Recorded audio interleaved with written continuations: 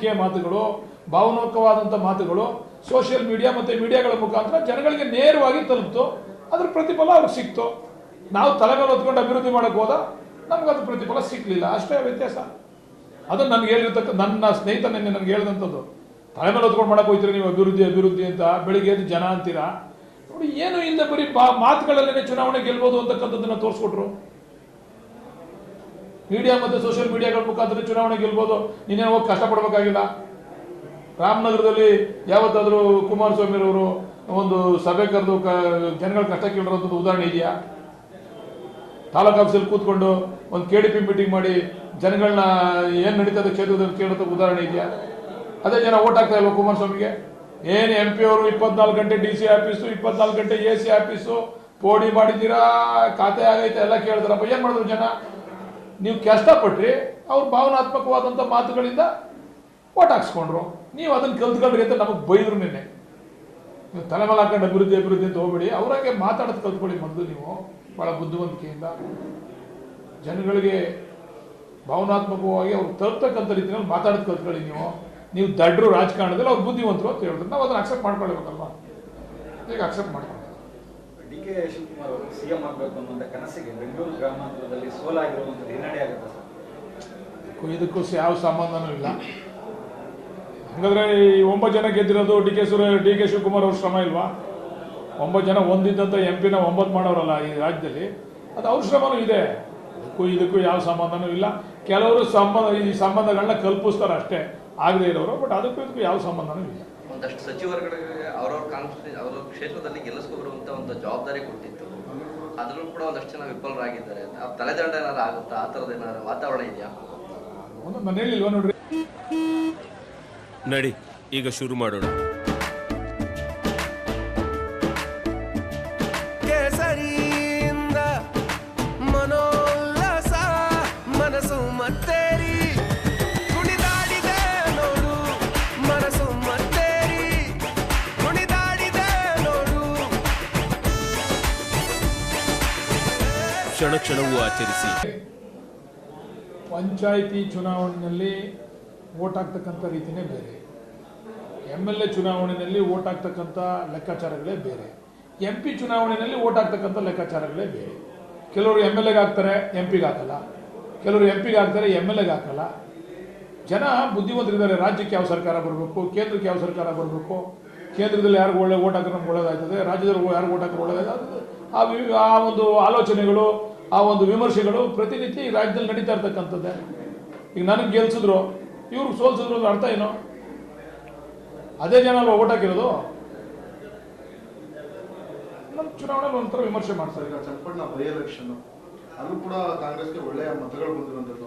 DK Suresh ಅವ್ರನ್ನ ಸ್ಪರ್ಧೆ ಮಾಡಬೇಕು ಅಂತ ಏನಾದ್ರು ಒತ್ತಾಯ ಮಾಡ್ತೀರಾ ಸರ್? ಅದು DK ಸುರೇಶ್ ಅವ್ರಿಗೆ ಹೈಕಮಾಂಡ್ಗೆ ಬಿಟ್ಟಂಥ ತೀರ್ಮಾನ. ಬಟ್ ಒಳ್ಳೆ ಪೈಪೋಟಿ ಏನಂತೂ ಕೊಡ್ತೀವಿ ನಾವು. ಈ ಚುನಾವಣೆಯಲ್ಲಿ ಅಲ್ಲಿ ಚನ್ನಪಟ್ಟಣ ನಮ್ಮ ಕೈ ವಶ ಆಗ್ತದೆ ಅಂತಕ್ಕಂಥ ಆತ್ಮವಿಶ್ವಾಸ ನಮಗಿದೆ. ಯಾಕಂದರೆ ಯಾರೂ ಇಲ್ಲದೆ, ನಮಗೇನು MLA ಸೋತ ಅಭ್ಯರ್ಥಿನೂ ಇಲ್ಲ, MLA ಗೆದ್ದ ಅಭ್ಯರ್ಥಿನೂ ಇಲ್ಲ, ಇಲ್ಲದೇ ನಾವು 80,000 ಮತ ತೆಗೆದುಕೊಂಡಿದ್ದೀವಿ. ನಮಗೆ ಬೇಕಾಗಿರ್ತಕ್ಕಂಥದ್ದು 20,000 ಮತ. ನಾವು ಎಲ್ಲರೂ ಕೇಳೋದು ಶ್ರಮ ಆಗ್ತದೆ, ಇನ್ನೊಂದು 10-15,000 ಮತ ತಗೊಳ್ಳೋದ್ರಲ್ಲಿ ದೊಡ್ಡದೇನಿಲ್ಲ. ಅದರಿಂದ ಬಹುಶಃ ಮುಂದಿನ ದಿವಸದಲ್ಲಿ ಚನ್ನಪಟ್ಟಣ ನಮಗೆ ಸಿಗ್ತಕ್ಕಂಥ ವಿಶ್ವಾಸ ನಮಗಿದೆ. ಈಗ ಅವರಲ್ಲಿ ಇಬ್ಬರು ಅವರೇ, ಯಾರು ಕೊಡ್ತಾರೋ ಗೊತ್ತಿಲ್ಲ ನಮಗೆ. ದಳದವರು ಅವರೇ, BJP ಅವರು ಅವರಲ್ಲಿ. ಮೈತ್ರಿ ಆದ್ಮೇಲೆ ಕಾರ್ಯಕರ್ತರು ಒಪ್ಕೋಬೇಕಲ್ಲ. ನಿಮ್ಗೆ ಈ ಚುನಾವಣೆ ಒಪ್ಕೊಂಡವ್ರು ಕಾರ್ಯಕರ್ತರು ಲೋಕಲ್ ಚುನಾವಣೆಯಲ್ಲಿ ಒಪ್ಕೊಳ್ಳೋಕೆ ತಯಾರಿಲ್ಲ. ಲೋಕಲ್ ಚುನಾವಣೆಯಲ್ಲಿ ಒಬ್ಬ BJP ಅಂದರೆ ನಾನು ದಳ BJP ಒಟ್ಟಿಗೆ ಮಾಡ್ತೀವಿ ಅಂತ ಹೇಳಲ್ಲ. ಲೋಕಲ್ ಚುನಾವಣೆಯಲ್ಲಿ ಅವನ ಪ್ರತಿಷ್ಠಾನ ಕೂಡ ಪಣಕ್ಕಿಡ್ತಾನೆ. ಇದು ಲೋಕಸಭಾ ಚುನಾವಣೆ ಒಪ್ಕೊಂಡ್ಬಿಟ್ಟವ್ರೆ. ಲೋಕಸಭಾ ಚುನಾವಣೆಯಲ್ಲಿ ಇಬ್ಬರು ಕಾರ್ಯಕರ್ತರು ಒಪ್ಕೊಂಡ್ರೆ ಅವರು ಆ ಮಟ್ಟಿಗೆ ಬಂದವ್ರೆ. ವಿಧಾನಸಭಾ ಚುನಾವಣೆಯಲ್ಲಿ ನೇರ ಸ್ಪರ್ಧೆ ಇರ್ತದೆ. ನಿಮ್ಮ ಊರಲ್ಲಿ ನಿಮ್ಮ ಕ್ಷೇತ್ರ ನಿಮ್ಗೆ ಒಪ್ಕೊಂಡ್ಬಿಡ್ತಾನ? ನೀವು ಒಂದು ಕಡೆ ಇದ್ದಾಗ ಅವ್ನು ಇನ್ನೊಂದು ಕಡೆಗೆ ಹೋಗಿ ಹೋಯ್ತಾನೆ, ನ್ಯಾಚುರಲ್ ಅದು. ಈಗ ಕುಮಾರಸ್ವಾಮಿ ಅವರೇನು ನಮ್ಮ ಜಿಲ್ಲೆನಲ್ಲಿ ಇಲ್ಲ, ಈಗ ಅವ್ರು ಮಂಡ್ಯ ಜಿಲ್ಲೆಗೆ ಹೋದ್ರು. ಇವೆಲ್ಲ ವರ್ಕೌಟ್ ಆಯ್ತವೆ. ನಮ್ಮ ಜಿಲ್ಲೆ ಸೌಮ್ಯತೆ ಇಲ್ಲ ಅಲ್ವಾ ಅವ್ರಿಗೆ. ಇವಾಗ ನಮ್ಮ ಜಿಲ್ಲೆ ಆಯ್ತು, ನಮ್ಮ ಜಿಲ್ಲೆ ಬಿಟ್ಟರು ಈಗ ಮಂಡ್ಯ ಜಿಲ್ಲೆಗೆ ಹೋಗಿದ್ದಾರೆ. ಪುನಃ ಅವರು ಚನ್ನಪಟ್ಟಣಕ್ಕೆ ಬಂದು ನಿಲ್ತಾರ? ಮುಗಿತಲ್ವ ಇನ್ನು? ಅವ್ರು ಚನ್ನಪಟ್ಟಣದಾಗಲಿ ರಾಮನಗರದಾಗಲಿ ಇನ್ನು ಬರೋತಕ್ಕಂಥ ವಿಚಾರ ಇಲ್ಲ. ಅವ್ರೇನಿದ್ರು ಮಂಡ್ಯ, ಇನ್ನು ನೆಕ್ಸ್ಟ್ ಹಾಸನ ಆ ಕಡೆ ನೋಡ್ಕೊತಾರೆ. ಈಗ ಇಲ್ಲಿ ಯಾವಾಗ ನಮಗೆ ಸ್ವಲ್ಪ ಶಕ್ತಿನೂ ಜಾಸ್ತಿ ವೃದ್ಧಿಸ್ಬೋದು, ವೃದ್ಧಿಸ್ತೇನೂ ಇರ್ಬೋದು, ವೃದ್ಧಿಸ್ಬೋದು. ಕಣ್ಣು ಅಂತಿದ್ರಲ್ಲ ಸರ್ ರಾಮನಗರ ಮತ್ತೆ ಮಂಡ್ಯ. ನಾನು ಅಂತೀನಿ ದೇಶ ಎಲ್ಲ ನನ್ನ ಕಣ್ಣು ಅಂತ ಆಗ್ಬೇಕಲ್ಲ. ಮಾತಾಡೋಕ್ಕೆ ನಾನೇ ನಮ್ಮ ಸ್ನೇಹಿತ ಹೇಳಿಲ್ಲ, ಹೊಡಿ ಮಕ್ಕಳ ಕೆಲಸ ಮಾಡಿ ಹೊಡಿಕೊಂಡ್ರಲ್ಲ, ಭಾವನಾತ್ಮಕವಾಗಿ ಮಾತಾಡೋದು ಕಲ್ತ್ಕೊಂಡ್ರಲ್ಲ. ಕೆಲಸ ಮಾಡದೇ ಇರೋರು ಭಾವನಾತ್ಮಕವಾಗಿ ಮಾತಾಡಿ ಓಟ್ ಹಾಕ್ಸ್ಕೊತಾರೆ. ನೀವು ಮಾತಾಡಿ ನೀವು ಕೆಲಸ ಮಾಡಿ ಮಾಡಿ ಮಾಡಿ ಹೊರಟಾಗಿ ಮಾತಾಡಿ ನೀವು ಓಟ್ ಕಳ್ಕೊತೀರ ಕಂಡ್ರು ಅಂತ ಬೈದ ನಮ್ಮ ಸ್ನೇಹಿತ ನಿನ್ನೆ. ನೀವು ಮೊದಲು ಪಾಲಿಶ್ ಆಗಿ ಬುದ್ಧಿವಂತಿಕೆಯಿಂದ ಭಾವನಾತ್ಮಕವಾಗಿ ಮೀಡಿಯಾ ಸೋಷಿಯಲ್ ಮೀಡಿಯಾಗಳ ಮುಖಾಂತರ ಜನಗಳನ್ನ ತಲುಪಿಸಿ. ಜನ ಕೆಲಸ ಕೇಳಲ್ಲ ಈಗ, ಭಾಳ ಅತ್ಯಂತ ಬುದ್ಧಿವಂತಿಕೆ ಮಾತುಗಳನ್ನ ಕೇಳ್ತಾರೆ. ಅದನ್ನು ಕಲ್ತ್ಕೊಳ್ಳಿ. ನೀವು ಅದರಲ್ಲಿ ಫೇಲ್ ಆಗಿದ್ದೀರಾ, ಅವ್ರು ಅದರಲ್ಲಿ ಸಕ್ಸಸ್ ಆಗವ್ರೆ ಅಂತಕ್ಕಂಥ ಮಾತನ್ನು ನೆನ್ನೆ ನಮ್ಮ ಸ್ನೇಹಿತ ಈ ರಿಸಲ್ಟ್ ಬಂದ ತಕ್ಷಣ ಹೇಳ್ದ.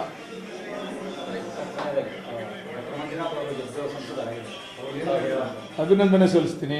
ನಾನೀಗಾಗಲೇ ಮೊದಲನೇದಾಗಿ ಅಭಿನಂದನೆ ಸಲ್ಲಿಸಿದ್ದೀನಿ. ಏನು ಡಿ ಕೆ ಸುರೇಶ್ ಅವರು ಕೆಲಸಗಳನ್ನ ಮಾಡಲಿಕ್ಕೆ ಹೊರಟು ಅರ್ಧಂಬರ್ಧಕ್ಕೆ ನಿಲ್ಲಿಸಿದ್ದಾರೆ, ಅದನ್ನೆಲ್ಲ ಬಹುಶಃ ಮಂಜುನಾಥ್ ಅವರು ಮುಂದುವರ್ಸ್ಕೊಂಡು ಹೋಗ್ತಾರೆ.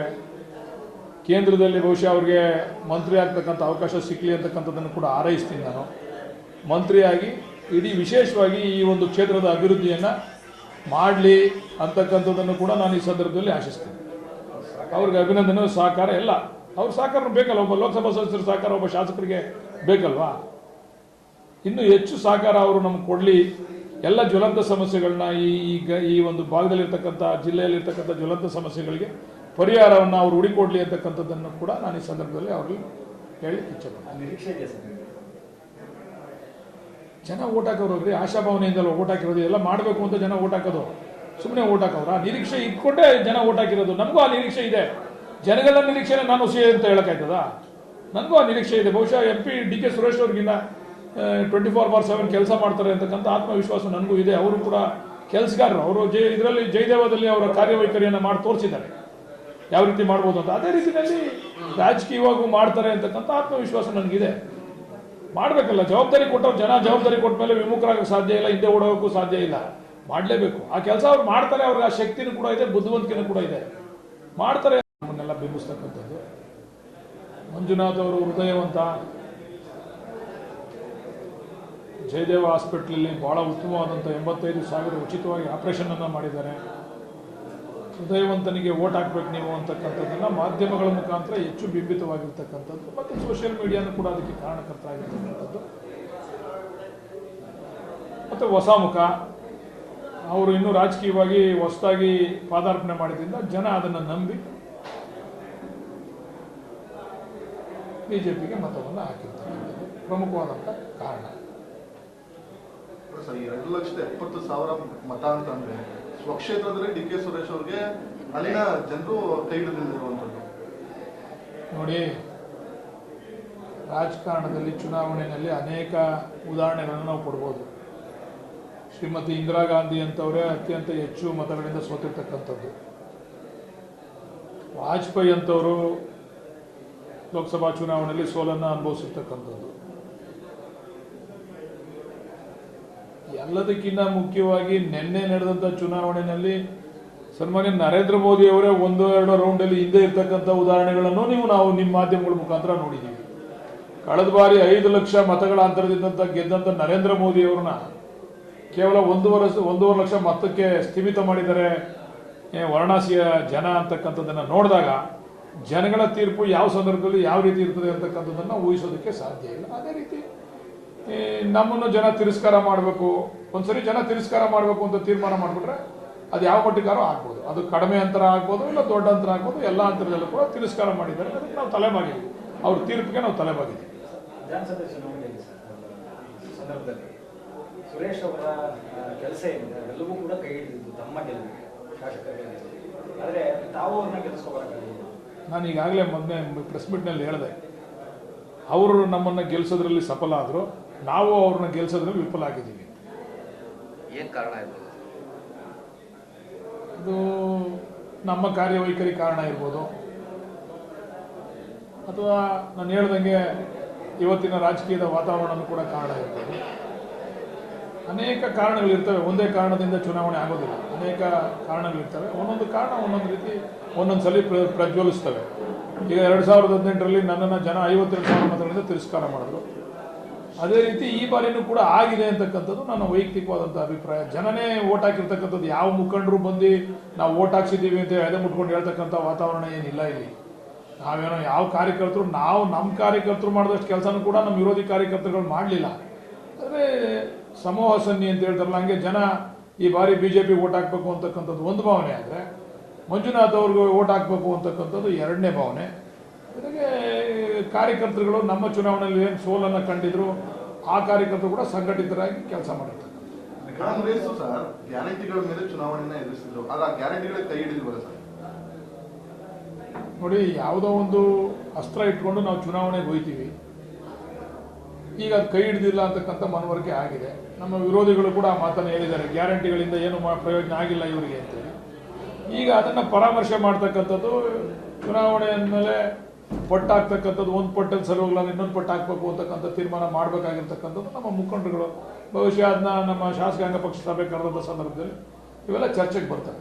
ಸರ್, ನೀವು ಹೇಳಿದ್ರಿ ಸರ್, ಅದ್ರ ಬಗ್ಗೆ ಚಿಂತನೆ ಮಾಡಬೇಕಾಗುತ್ತೆ. ಲೋಕಸಭಾ ಚುನಾವಣೆಯಲ್ಲಿ ಮತದಾರರು ಕೈ ಹಿಡಿಯಲಿಲ್ಲ ಅಂತಂದ್ರೆ ಗ್ಯಾರಂಟಿ ಯೋಜನೆಗಳ ಬಗ್ಗೆ ಅಂತ, ಆ ವಿಚಾರವಾಗಿ CM ಹತ್ರ ಮಾತಾಡ್ತೀನಿ ಅಂತ ಕೂಡ ಹೇಳಿದ್ರಿ. ಈಗಲೂ ಅದೇ ಅಭಿಪ್ರಾಯದಲ್ಲಿ ನಾವಿದ್ದೀವಿ. ಯಾಕಂದರೆ ಜನ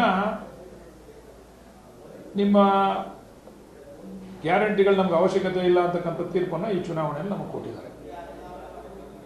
ಅದು ಮುಂದುವರಿಸ್ಬೇಕಾ ಬೇಡವಾ ಅಂತಕ್ಕಂಥದ್ದನ್ನು ಹೇಳಲಷ್ಟು ದೊಡ್ಡವ್ ನಾನಲ್ಲ. ಅದಕ್ಕೆ ತೀರ್ಮಾನ ಮಾಡಲಿಕ್ಕೆ ದೊಡ್ಡ ದೊಡ್ಡ ನಾಯಕರುಗಳಿದ್ದಾರೆ, ಮುಖ್ಯಮಂತ್ರಿ, ಉಪಮುಖ್ಯಮಂತ್ರಿ, ಮಂತ್ರಿಮಂಡಲ ಎಲ್ಲ ಇದೆ. ಅವರೆಲ್ಲ ಚರ್ಚೆ ಮಾಡಿ ಪರಾಮರ್ಶೆ ಮಾಡಿ ಆಮೇಲೆ ತೀರ್ಮಾನ ತೆಗೆದುಕೊಳ್ತಾರೆ. ಈಗ ನಾವು ಕೂಡ ಪಟ್ಟನ್ನು ಬದಲಾಯಿಸಬೇಕಲ್ಲ. ಆ ಪಟ್ಟಲ್ಲಿ ಹೋಗೋಕ್ಕಾಗಲ್ಲ. ಈ ಪಟ್ಟಿ ಸರಿ ಇಲ್ಲ ಕಂಡ್ರೆ ನಿಮ್ಮ ಚುನಾವಣೆಯಲ್ಲಿ ನಿಮ್ಗೆ ಸೋಲಿಸಿದೆ ಈ ಪಟ್ಟು ಅಂದಾಗ ನಾನು ಅದೇ ಪಟ್ಟು ಹಾಕ್ತೀನಿ ಅಂತ ಹೋಗೋಕ್ಕಾಗಲ್ಲ. ಬೇರೆ ಪಟ್ಟನ್ನು ಉಪಯೋಗಿಸ್ಬೇಕಲ್ಲ. ಅದು ನಮ್ಮ ಅಭಿಪ್ರಾಯ, ನಾನು ಹೇಳ್ಬೋದು. ಬಟ್ ತೀರ್ಮಾನ ಅವ್ರದ್ದು. ನುರಿತ ರಾಜಕಾರಣಿಗಳಿದ್ದಾರೆ, ಅನೇಕ ರಾಜಕೀಯ ಅನುಭವ ಇರತಕ್ಕಂಥ ಮುಖಂಡರುಗಳಿದ್ದಾರೆ ನಮ್ಮ ಪಕ್ಷದಲ್ಲಿ. ಅವರೆಲ್ಲ ಕೂತು ಚರ್ಚೆ ಮಾಡಿ ತೀರ್ಮಾನ ಮಾಡ್ತಾರೆ. ಒಕ್ಕಲಿಗ ಮತಗಳು ಕೂಡ ನಿಮ್ ಕೈ ಹಿಡಿದಿಲ್ವಾ ಸರ್? ನನಗೆ ಯಾಕೆ ಪಾಪ ಒಂದೇ ಜಾತಿ ಮೇಲೆ ಓರಿಸ್ತೀರಾ? ಒಕ್ಕಲಿಗರ ಮೇಲೆ ಯಾಕೆ ಓರಿಸ್ತೀರಾ? ಸರ್, ಯಾಕಂದ್ರೆ ಅವರೇನೆ ನೀವೇ ಹೆಂಗೆ ತೀರ್ಮಾನ ಮಾಡಿದ್ರಿ? ಒಕ್ಕಲಿಗರಿಗೆ ಓಟ್ ಹಾಕಿರೋದು ನಿಮ್ಗೆ ಗೊತ್ತಿದೆಯಾ? ಇಷ್ಟು ದೊಡ್ಡ ಮಟ್ಟದಲ್ಲಿ ಸೋಲಾಗ್ಲಿಕ್ಕೆ ಕಾರಣ ಸರ್? ನಾನು ಹೇಳಿಲ್ವ, ಜನರಲ್ ಆಗಿ ಒಕ್ಕಲಿಗರ ಮತಕ್ಕೆ ಕಂಪೇರ್ ಮಾಡ್ಕೊಂಡ್ರೆ ಬೇರೆ ಮತಗಳು ಜಾಸ್ತಿ ಇದಾವಲ್ವಾ? ಅಹಿಂದ ಮತಗಳು ಜಾಸ್ತಿ ಇದಾವೆ. ಅಹಿಂದ ಮತಗಳು ಕೈ ಹಿಡಿದ್ರೆ ನಾವು ಸೋಲ್ತಾ ಇರಲ್ವಲ್ಲ. ಒಬ್ಬೊಬ್ಬರದ್ದು ಒಂದೊಂದು ವಿಶ್ಲೇಷಣೆಗಳು ಇರ್ತವೆ. ಆಮೇಲೆ ಹೊಸ ಮುಖ ಒಂದ್ಸರಿ ಕೊಟ್ಟು ನೋಡೋಣ, ಹೃದಯವಂತ, ಫ್ರೀ ಆಪರೇಷನ್ನು. ಮುಂದೆ ಈ ರಾಜ್ಯದಲ್ಲಿ ಈ ದೇಶದಲ್ಲಿ ಮೋದಿ ಸರ್ಕಾರ ಬರ್ತದೆ, ಇವರು ಆರೋಗ್ಯ ಮಂತ್ರಿ ಆಯ್ತಾರೆ ಅಂತೇಳಿ ಭಾಷಣ ಮಾಡಿರ್ತಕ್ಕಂಥದ್ದು. ಆರೋಗ್ಯ ಮಂತ್ರಿ ಆದರೆ ಎಲ್ರಿಗೂ ಕೂಡ ಈ ರಾಜ್ಯದ ಜನತೆಗೆ, ಅದರಲ್ಲೂ ಕ್ಷೇತ್ರದ ಜನತೆಗೆ ಉಚಿತವಾದಂಥ ಆರೋಗ್ಯ ಸೇವೆ ಸಿಗ್ತದೆ. ಆಪರೇಷನ್ ಮಾಡ್ತಾರೆ. ಅಕಸ್ಮಾತ್ ಅಧಿಕಾರ ಸಿಗ್ತಾ ಇದ್ರು ಕೂಡ ಅವರ ಹಾಸ್ಪಿಟ್ಲಲ್ಲಾದ್ರೂ ಕೂಡ ಉಚಿತವಾಗಿ ಎಲ್ರಿಗೂ ಸೇವೆ ಕೊಡ್ತಾರೆ ಅಂತಕ್ಕಂಥ ಭಾವನೆ ಜನಗಳಲ್ಲಿ ಬಂತು. ಇಷ್ಟೊಂದು 85,000 ಫ್ರೀ ಆಪರೇಷನ್ ಮಾಡಿರೋರು ನಾಳೆ ನಮ್ಮ ಆರೋಗ್ಯನ ಚೆನ್ನಾಗಿ ನೋಡ್ಕೋಬೋದು ಈ ನಮ್ಮ ಕಾನ್ಸ್ಟಿಟ್ಯೂನ್ಸಿನಲ್ಲಿ ಅಂತಕ್ಕಂಥ ಭಾವನೆ ಬಂದಿದ್ದರಿಂದ ಜನ ವಾಲಂಟಿಯರ್ ಓಟ್ ಹಾಕ್ಬಿಟ್ರು. ಪ್ರತಿಯೊಬ್ಬ ವ್ಯಕ್ತಿಗೂ ಕೂಡ ಆರೋಗ್ಯನೂ ಕೂಡ ಬಹಳ ಮುಖ್ಯ ಅಲ್ವ ಇತ್ತೀಚಿನ ದಿವಸಗಳಲ್ಲಿ. ಅದನ್ನ ಇಟ್ಕೊಂಡು ಓಟ್ ಹಾಕಿದ್ದಾರೆ ಅಂತಕ್ಕಂಥದ್ದು ನನ್ನ ಅಭಿಪ್ರಾಯ. ಸರ್, ಸಾಕಷ್ಟು DK ಸುರೇಶ್ ಅವರು ಕ್ಷೇತ್ರದಲ್ಲಿ ಅಂದ್ರೆ ಎಲ್ಲೂ ಇದ್ದಷ್ಟು ಅನುದಾನದಂತೆ ಕ್ಷೇತ್ರ ಕೆಲಸ ಮಾಡಿದ್ದಾರೆ ಅಂತಂದ್ರೆ ಎಲ್ಲರೂ ಕೂಡ ಹೇಳ್ಕೊಂಡು ಬರ್ತಿದ್ವಿ. ಅದು ಜನರಿಗೆ ತಲುಪಲಿಲ್ವ ಸರ್, ಹೇಗೆ ಅಂತ? ಅಂದ್ರೆ ತಲುಪಿಸೋದ್ರಲ್ಲಿ ವಿಫಲ ಆಯ್ತಾ ಹೇಗೆ? ನಮ್ಮ ಸ್ನೇಹಿತ ನೆನ್ನೆ ಒಂದು ಮಾತು ಹೇಳ್ದ ನಮಗೆ. ಇವತ್ತಿನ ಜನಗಳ ಮನಸ್ಥಿತಿ ಯಾವ ರೀತಿ ಇದೆ ಅಂತ ಅಂದರೆ, ನೀನು DK ಸುರೇಶ್ ಅವರು ತಲೆ ಮೇಲೆ ಹೊತ್ಕೊಂಡು ಅಭಿವೃದ್ಧಿ ಮಾಡಕ್ಕೆ ಹೋಗ್ತೀರಾ? ಅದನ್ನು ಬಿಡಬೇಕು. ನೀವು ಹೆಚ್ಚಿಗೆ ಶ್ರಮ ತಗೋತೀರಾ ಅಭಿವೃದ್ಧಿ ವಿಚಾರದಲ್ಲಿ. ಜನ ಕೇಳದಿದ್ರು ಕೂಡ ನೀವು ಅಭಿವೃದ್ಧಿ ಮಾಡಬೇಕು, ಅದು ಮಾಡಬೇಕು, ಇದು ಮಾಡಬೇಕು ಅಂತ ಹೋಗ್ತೀರಾ.